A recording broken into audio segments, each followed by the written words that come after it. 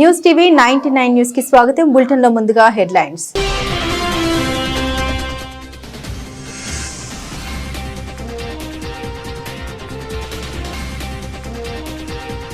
MLA Makkan Singh ఆధ్వర్యంలో మంత్రి శ్రీధర్ బాబుని కలిసిన రామగుండం మేయర్, డిప్యూటీ మేయర్.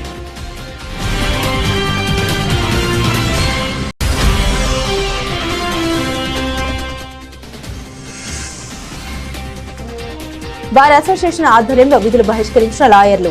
న్యాయవాదిపై అకారణంగా దాడి చేసిన 1 టౌన్ సిఐ, అతని గన్మెన్ పై చర్యలు తీసుకోవాలని డిమాండ్.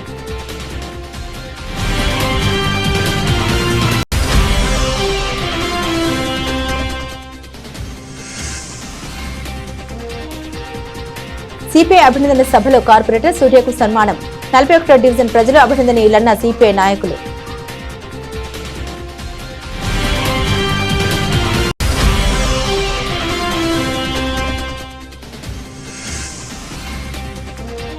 ప్రాథమిక ఆరోగ్య కేంద్రాన్ని తనిఖీ చేసిన జిల్లా వైద్య అధికారిని, సిబ్బందికి పలు సూచనలు.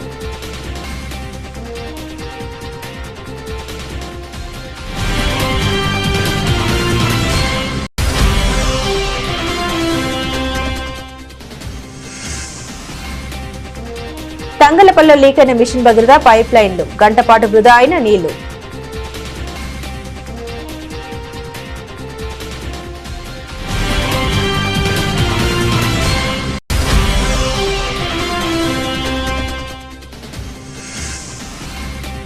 సిరిసిల్ల పట్టణంలోని పాత పెట్రోల్ బంక్ లో కల్తీ పెట్రోల్ పోస్తున్నారంటే యువకుల ఆరోపణ.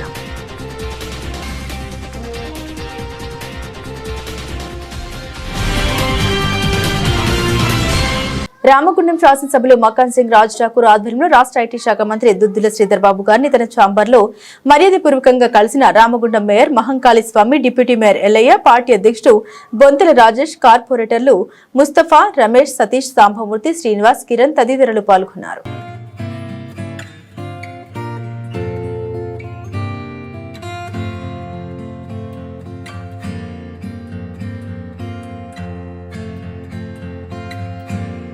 పెద్దపల్లి జిల్లా గోదావరిఖనికి చెందిన మార్కపూర్ తిలక్ అనే న్యాయవాదిపై అకారణంగా 1 టౌన్ సిఐ ఇంద్రసేనారెడ్డి, అతని గన్మెన్ ప్రవీణ్ దాడి చేసి దుర్భాషలాడిన సంఘటనపై బార్ అసోసియేషన్ ఆధ్వర్యంలో లాయర్లు విధులు బహిష్కరించారు.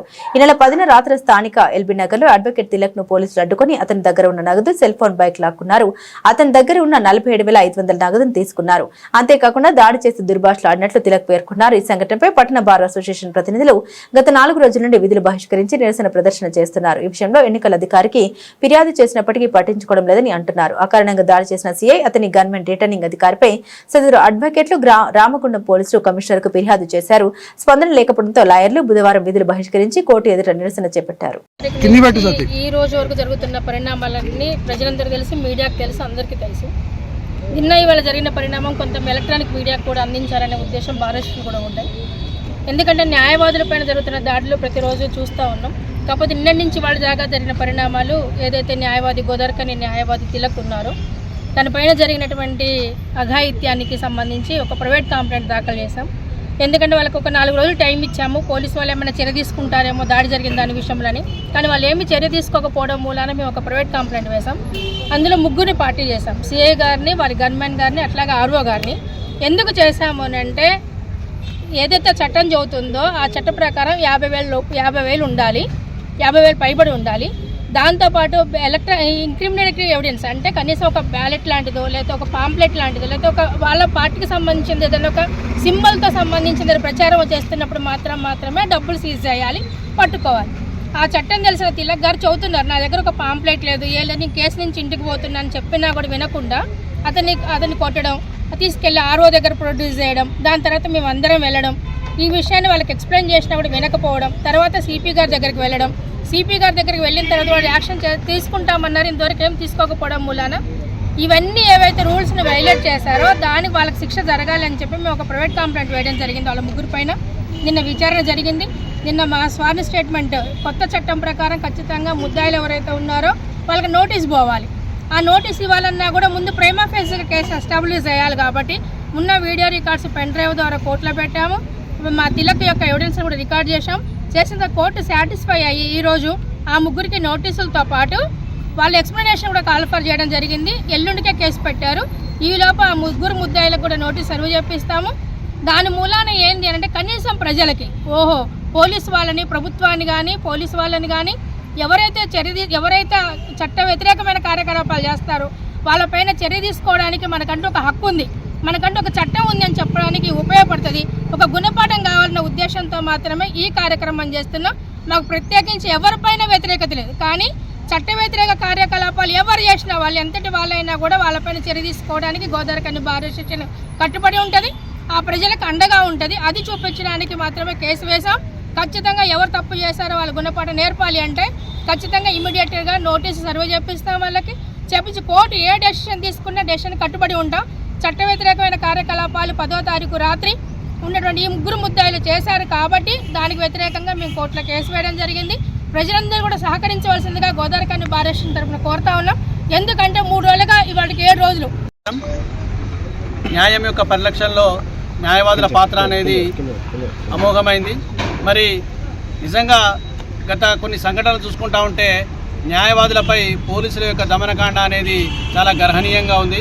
మరి 10వ తారీఖు ఈ నెల 10వ తారీఖున గోదావరికని న్యాయవాది తిలక్ గారి పైన గోదావరికని 1 టౌన్ సిఐ గారి యొక్క గన్మెన్ దాడి చేయడం, అదేవిధంగా ఆ సంఘటనను ప్రశ్నిస్తున్న న్యాయవాదులపై గోదావరికని 1 టౌన్ సిఐ గారు తన యొక్క దుర్భాషలాడుతూ మమ్మల్ని అందరినీ కూడా న్యాయవాద వ్యవస్థనే కించపరిచే విధంగా మాట్లాడడం అనేది చాలా గర్హనీయమైన విషయం. దీనికై మేము 11వ తారీఖు నుంచి కూడా మేము మా విధులను బహిష్కరించి మేము పోరాటం చేయడం జరుగుతుంది. దాంట్లో భాగంగా మేము సిపి గారికి కూడా ఆ సిఐ గారి మీద మరియు గన్మెన్ మీద చర్య తీసుకోవాలని చెప్పేసి విన్నపాన్ని ఇవ్వడం జరిగింది. మరి నిన్న జరిగిన సంఘటనలో మేము తన మీద కంప్లైంట్లు కూడా దాఖలు చేయడం జరిగింది.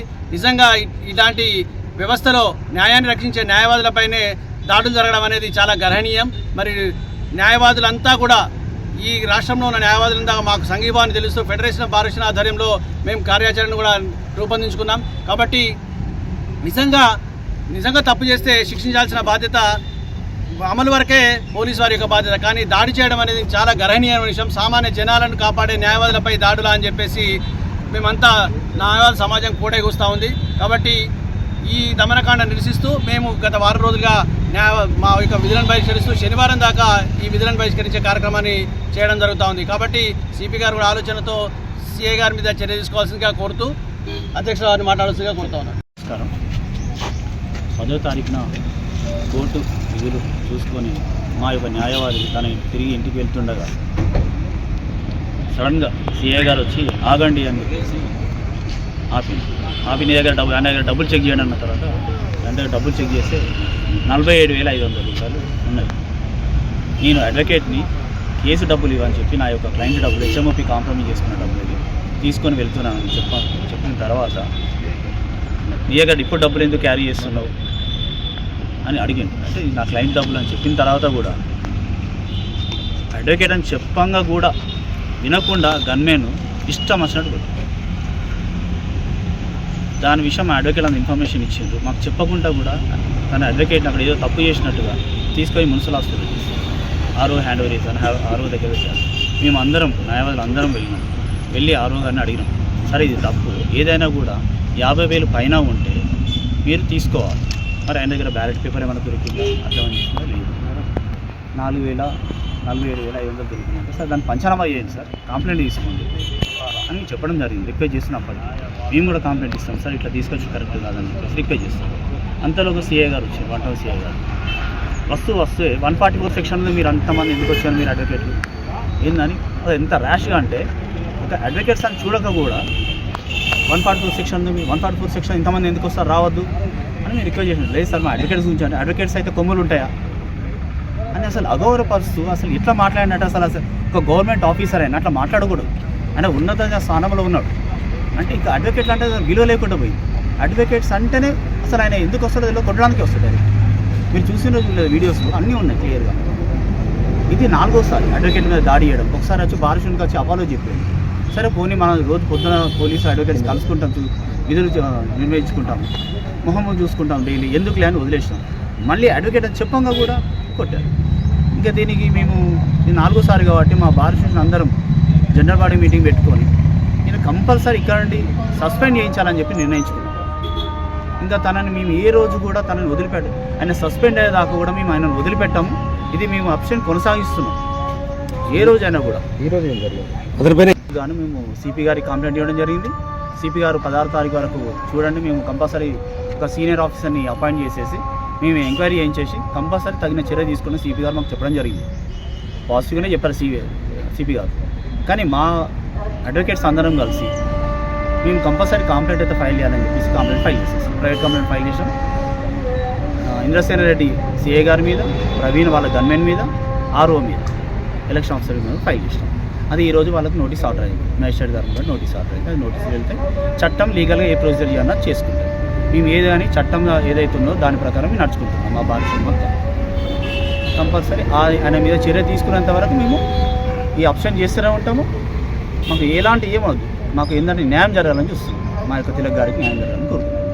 దానికి కానీ మా కౌన్సిల్ ఎవరైతే ఉన్నారో శైలయ్య గారు ఫాలో చేస్తారు కేసు. పెద్దపల్లి జిల్లా పర్యటనలో భాగంగా గోదావరి ఖని సుందిలలోని పురాతనమైన శ్రీ లక్ష్మీ నరసింహస్వామి దేవాలయాన్ని సందర్శించి ప్రత్యేక పూజలు నిర్వహించిన తెలంగాణ రాష్ట్ర సమాచార హక్కు కమిషన్ కమిషనర్లు ఆర్టీఏ కమిషన్ పివి శ్రీనివాసరావు, దేశాల భూపాల్, మోసిన పర్వీన్, బోరెడ్డి అయోధ్యారెడ్డితో పాటుగా RG one general manager Lalit Kumar ఇతర అధికారులు పాల్గొన్నారు. అనంతరం గోదావరికని ఆర్జీవన్ ఏరియాలోని 2A భూగర్భ బొగ్గు గనిని మరియు OC5 సందర్శనలో ఆర్జీవన్ జీఎం వారికి ఉద్యోగాల పని విధి విధానాలు, బొగ్గు ఉత్పత్తి తరలించే విధానాన్ని వివరించారు.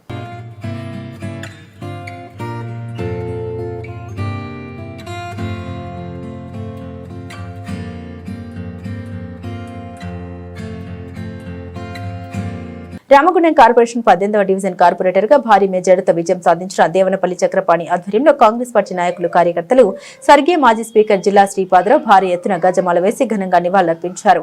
కార్పొరేటర్ దేవనపల్లి చక్రపాణి, కాంగ్రెస్ పార్టీ అధ్యక్షుడు గుండెటి రాజేష్, ముఖ్య అతిథిగా టౌన్ కాంగ్రెస్ పార్టీ అధ్యక్షుడు గుండెటి రాజేష్ పాల్గొని మాట్లాడారు. రాష్ట్ర మంత్రి శ్రీధర్ బాబు, రామగుండం ఎమ్మెల్యే రాజ్ ఠాకూర్, మకాన్ సింగ్ ఆశీస్సులతో దేవనపల్లి చక్రపాణి గెలుపు. ఈ రోజు రామగుండం ఎమ్మెల్యే చేసిన అభివృద్ధి పనులు చూసి కాంగ్రెస్ పార్టీ అభ్యర్థి దేవనపల్లి చక్రపాణి భారీ మెజారిటీతో గెలిచిన నాయకులు, కార్యకర్తలు కలిసికట్టుగా పనిచేసి చక్రపాణి భారీ ఎత్తున మెజారిటీ ఇచ్చిన ప్రజలకు కృతజ్ఞత తెలిపారు. సిపిఐ నగర సమితి ఆధ్వర్యంలో బుధవారం గోదావరికని భాస్కర్రావు భవన్ లో ఏర్పాటు చేసిన అభినందన సభలో 41వ డివిజన్ సిపిఐ కార్పొరేటర్ మార్కపురి సూర్యను ఘనంగా సన్మానించడం జరిగింది. ఈ సందర్భంగా పలువురు నాయకులు మాట్లాడారు.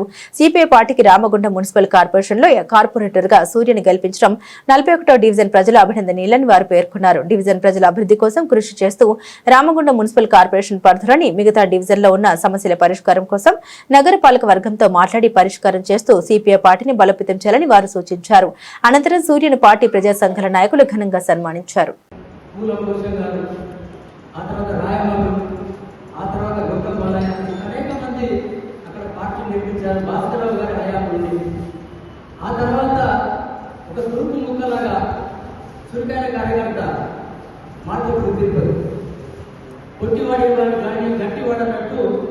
చాలా యాక్టివ్గా ఒక గొప్ప శాఖని కూడా వారసత్వాన్ని కొనసాగించాడు. కాబట్టి మార్గం తిరుపతి ఆయన గెలిచినాడు. నేను ఇక్కడ టౌన్ పార్టీ సెక్రటరీ, అట్లాగే నేను ఏ వైపులో పనిచేసినప్పుడు తిరుపతి కూడా చాలా యాక్టివ్గా సూర్యాపేటలో వాసం జరిగితే సైకిల్ ర్యాలీ అక్కడ అటువంటి చైతన్యం ఉన్నటువంటి తిరుపతి కడుపులో పెట్టినందుకు కంటికి దగ్గర తనేడుగా ఈరోజు ఒంటరి పోరాటం చేసి సాధించాడు సూర్య. అనేక ఆర్థిక రాజకీయ ఇబ్బందులు వచ్చినాయి. గోదావరికని బార్ అసోసియేషన్ ఆధ్వర్యంలో గత 6 రోజుల నుండి చేస్తున్న నిరసన కార్యక్రమాలకు భారత ప్రజాతంత్ర యోజన సమిఖ్య పెద్దపల్లి జిల్లా కమిటీ సంపూర్ణ మద్దతు తెలియజేస్తోందని జిల్లా ప్రధాన కార్యదర్శి కొంటు సాగర్ ఒక ప్రకటనలో తెలిపారు. ఈ సందర్భంగా వారు మాట్లాడారు. పెద్దపల్లి జిల్లా Godavarikhani one town CI Indrasenareddy న్యాయవాదులపై అనుచితంగా ప్రవర్తించడం, మాట్లాడడం పట్ల గోదావరికని బార్ అసోసియేషన్ ఆధ్వర్యంలో నిర్వహిస్తున్న నిరసన కార్యక్రమాలకు డివైఎఫ్ఐగా సంపూర్ణ మద్దతు తెలియజేస్తున్నామని వారు ఈ సందర్భంగా తెలిపారు. ఈ నెల 10వ తేదీన యువ న్యాయవాది మార్కపురి తిలక్ తన వృత్తిరీత్యా పనుల్ని ముగించుకుని ఇంటికి వెళ్తున్న క్రమంలో సీఐ మరియు అతని గన్మెన్ అనుచితంగా ప్రవర్తించడమే కాకుండా యువ న్యాయవాదిపై చేయి చేసుకోవడానికి తీవ్రంగా ఖండిస్తున్నామన్నారు. సిరిసిల్ల మున్సిపల్ కు 7 పదుల రాజకీయ చరిత్ర ఉంది. సామాన్యులు సైతం రాజకీయాల్లోకి తీసుకొచ్చి పురపాలన అంటే ఎలా ఉంటుందో రాజకీయ ఓనమాలు తీర్చిదిద్దిన ఘనమైన నేల ఈ కార్మిక క్షేత్రానికి ఉంది. 1952లో టౌన్ మున్సిపాలిటీగా రూపాంతరం చెందిన మున్సిపాలిటీ నేడు ఉత్తమ అవార్డులు అందుకుని దేశ రాజధానిలో కీర్తింపబడేలా సుదీర్ఘ చరిత్ర కలిగి ఉంది. 1962లో మొదలైన ఎన్నికల పరంపరలో 1986 వరకు గుజ్జ రాజయ్య, రుద్రశంకరయ్య, గుండ్లపల్లి భూమాయిలు సర్పంచులుగా సిరిసిల్ల పట్టణ ప్రజలకు సేవలందించారు. 1988లో రుద్ర సత్తెమ్మ చైర్మన్ గా ఎన్నికయ్యారు. 1988లో రుద్ర సత్తెమ్మ, 1995లో గుండ్లపల్లి సరోజన చైర్పర్సన్ గా పనిచేశారు. 2005 వరకు ఆడి మాడపు రవీందర్ చైర్మన్ గా కొనసాగారు. గుడ్ల మంజుల, సామల పావని జిందం కళా చైర్పర్సన్ గా పనిచేశారు. గత చరిత్రను పరిశీలిస్తే సిరిసిల్ల మున్సిపల్ రాజకీయ చరిత్రలో ఒకసారి పదవి బాధ్యతలు చేపట్టిన కుటుంబం మళ్లీ తెర మీదికి ఎప్పుడు కనిపించలేదు. అనూహ్యంగా సిరిసిల్ల ఎమ్మెల్యే కేటీఆర్ చొరవతో జిందం కళా చక్రపాణి చైర్పర్సన్ గా రెండవసారి పదవి బాధ్యతలు చేపట్టడం ప్రత్యేకంగా చెప్పుకోవచ్చు. Telangana all senior citizen association ఆధ్వర్యంలో నిర్వహించిన కార్యక్రమంలో 7వ నేషనల్ మాస్టర్స్ అథ్లెటిక్స్ బహుమతులు అందుకున్న రాజా రామానుజమ్మ, అంకారపు జ్ఞానోబాలను ఘనంగా సత్కరించారు. ఈ రోజు సిరిసిల్లలోని డే కేర్ సెంటర్లో నిర్వహించిన కార్యక్రమంలో పలువురు వారిని అభినందించారు. వయోవృద్ధుల సంక్షేమం దిశగా ఎక్కడ ఎవరికి ఏ విధింపులు జరిగినా వెంటనే తమ దృష్టికి తీసుకురావాలని జనపల్లి శంకరయ్య కోరారు. మామూలుగా కౌన్సిలింగ్ ఇస్తాం విననిచో ఆర్డీఓ సన్నిధిలో కేసు నమోదు చేస్తామని వివరించారు. వయోధిక సంక్షేమం కోసం నిరంతరం చట్టపరంగా కృషి చేస్తామన్నారు. పూర్తి తల్లిదండ్రుల నిర్ధారణకు గురించో చట్టపరంగా పిల్లలపై చర్యలు తీసుకోవడం జరుగుతుంది. పిల్లలు లేని వయోవృద్ధుల్ని వృద్ధాశ్రమాల్లో చేర్పించడం మన విధిగా భావించాలన్నారు. మన వాళ్ళని మనం గౌరవించుకోవడం తప్పనిసరి అన్నారు. సీనియర్ సిటిజన్ సంబంధించిన ఆటలు ఎక్కడ జరిగినా మన వాళ్ళు పాల్గొని మన జిల్లా పేరు నిలపాలన్నారు. ఈ కార్యక్రమంలో సీనియర్ సిటిజన్ తదితరులు పాల్గొన్నారు.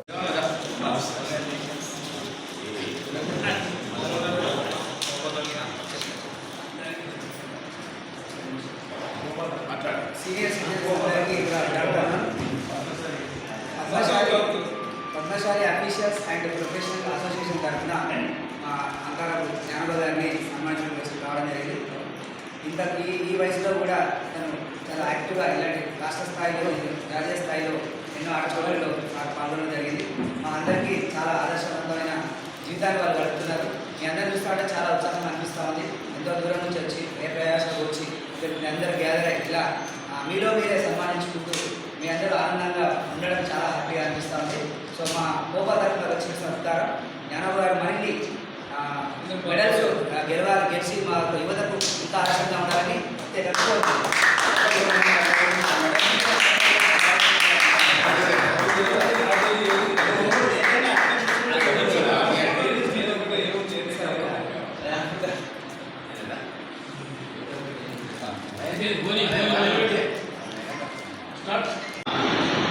రాజన్న సిరిసిల్ల జిల్లా సహాయ కార్యదర్శి శ్రీ అంకారపు జ్ఞానోబా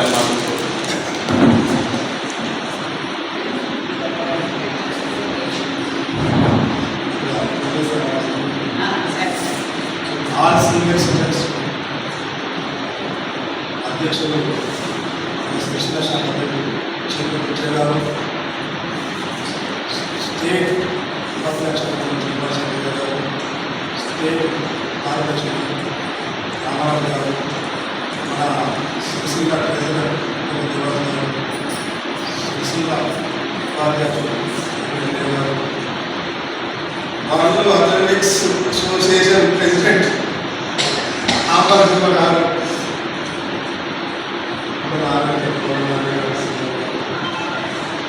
హరే కృష్ణ పెద్దలు అందరికీ నమస్కారం.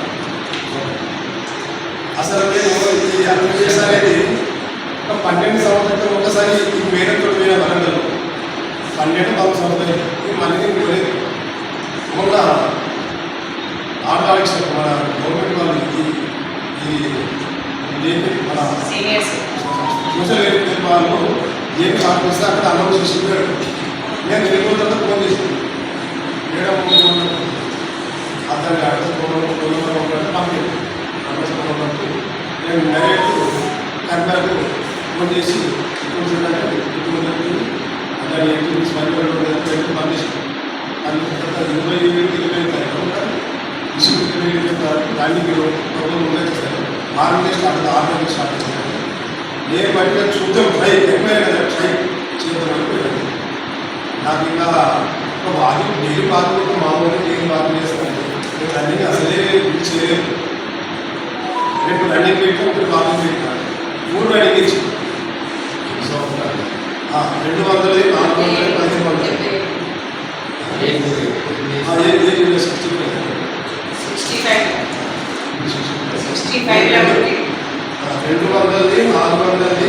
1500 ఫస్ట్ స్టార్టింగ్లో 400 పెట్టు అందులో తెలిసింది. అందులో గంట మళ్ళీ 200 పెట్టు అందులో చేస్తాను. ఇంకొకటి 10 ఇవ్వాలి ఉత్సాహం వచ్చింది. 2 ఉత్సాహం వచ్చింది. 4 దేశాలు 1500 లేకపోతే 2 వెండి పథకాలు ఒకటి కాస్త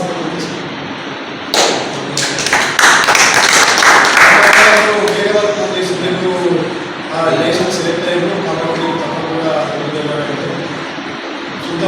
చూద్దామండి రావాలి తప్పకుండా ఇప్పుడు 27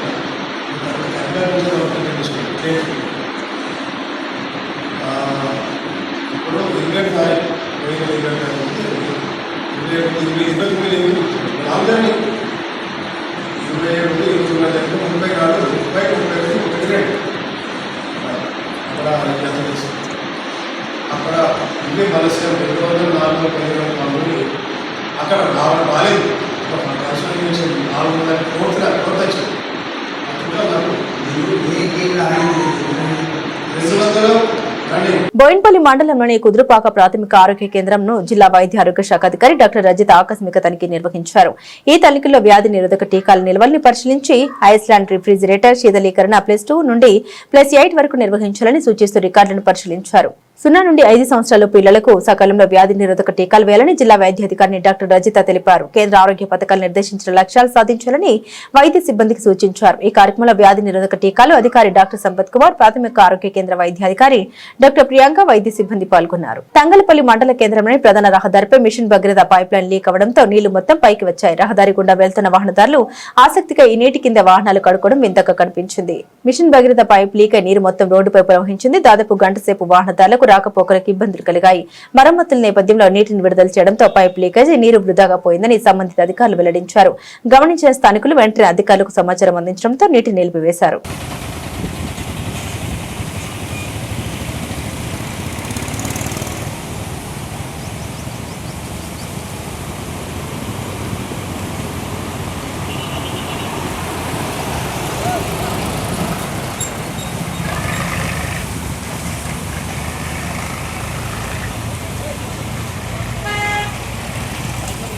సిరిసిల్ల పట్టణంలోని పాత బస్టాండ్లోని ఓ పెట్రోల్ బంక్ లో బైక్ లో పెట్రోల్ పోయించుకున్న యువకులకు నీళ్లు వచ్చాయని ఆరోపిస్తూ బంక్ ముందు నిరసన వ్యక్తం చేశారు. పెట్రోల్ కల్తీపై ప్రశ్నించేందుకు రాగా తమని బెదిరించాలని ఆవేదన వ్యక్తం చేశారు.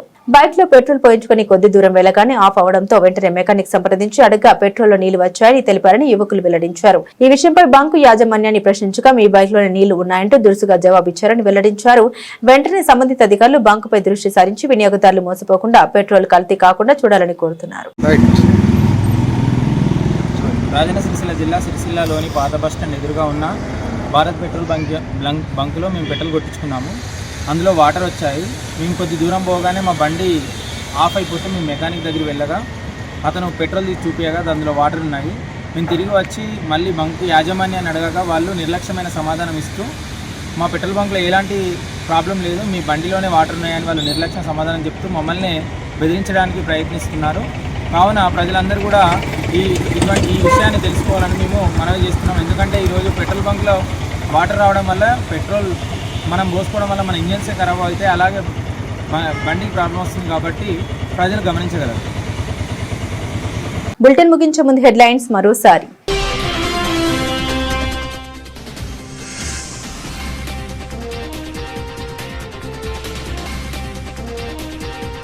ఎమ్మెల్యే మక్కన్ సింగ్ ఆధ్వర్యంలో మంత్రి శ్రీధర్ బాబుని కలిసిన Ramagundam mayor, deputy mayor.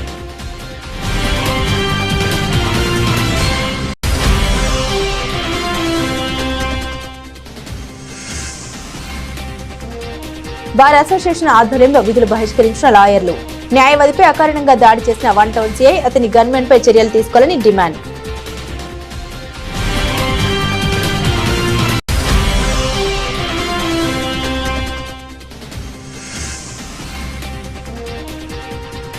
CPI అభినందన సభలో కార్పొరేటర్ సూర్యకు సన్మానం. 41వ డివిజన్ ప్రజలు అభినందనీయులన్న సిపిఐ నాయకులు.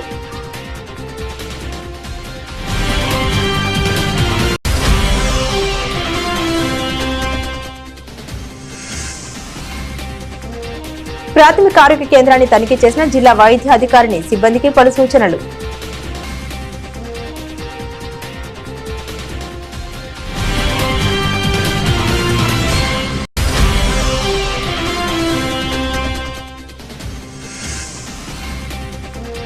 తంగలపల్లిలో లీక్ అయిన మిషన్ భగీరథ పైప్ లైన్లు, గంట పాటు వృధా అయిన నీళ్లు.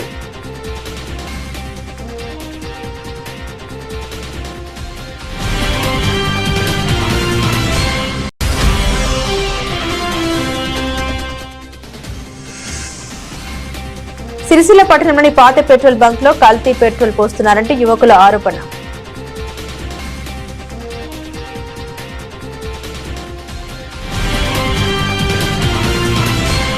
ఇవి బులెటిన్లోని విశేషాలు. తిరిగి మరో బులెటిన్తో మళ్ళీ కలుసుకుందాం. అంతవరకు సెలవు. నమస్కారం.